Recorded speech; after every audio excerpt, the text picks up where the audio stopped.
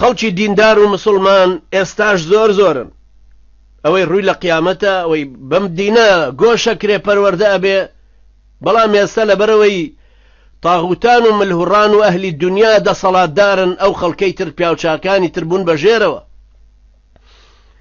مامۆستا عەبدوڕەحمانی بەرزنجی لەسەر منبەر گێڕایەوە کە ئافرەتێکی هەولێری سوێندی بۆ خوارد وتی سێ مناڵم هەن گەورەم کردوون هیچیان شیرم نەداونەتێ بەبێەوەی دەستنوێژ بگرم. یعنی هەر کاتێک مەمکم خستە بێتە دەمیان دەستنوێژم گرتووە ئەنجا شیرەکەم داونەتێ.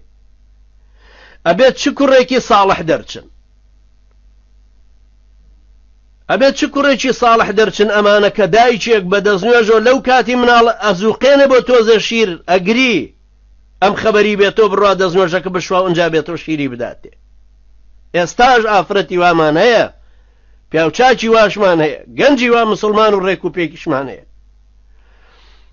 پێشمەرگەیەکی سۆشیالیست گەڕابوو بۆ لای ئێمە بوو بە پێشمەرگەی لای ئێمە بەس فێری سوورەتەکانی ئەخیریان کردبوو کە پێوترە قیسار السوەر. بەخوا قەسەم لە قەندیلا 30 دەرەجە ژێری سفر بوو لە شەونێژی ئەوە خەبەرمانە بوو.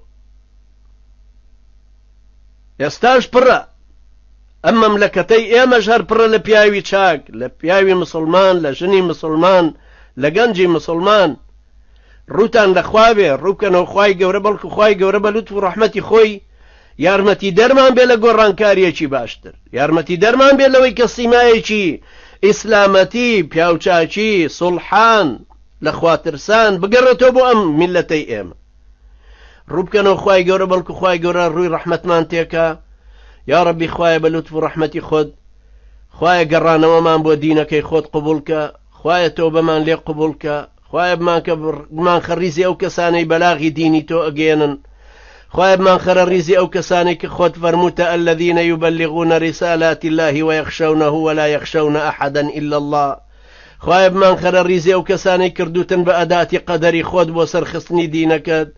یا ڕەبی خوایە لە گوناحمان خۆش بە و قەڵەمی عەفوت بەسەر گوناحمانە بێنە، لە دایک و باوکمان خۆش بە و لەو مامۆستا بەڕێزانە و لەو کەسانش کە ئێمە قەرزاری ئەم دیندارێتیانین. خوایە أقول قولي هذا واستغفر الله لي ولكم وجزاكم الله خيرا والسلام عليكم ورحمة الله وبركاته.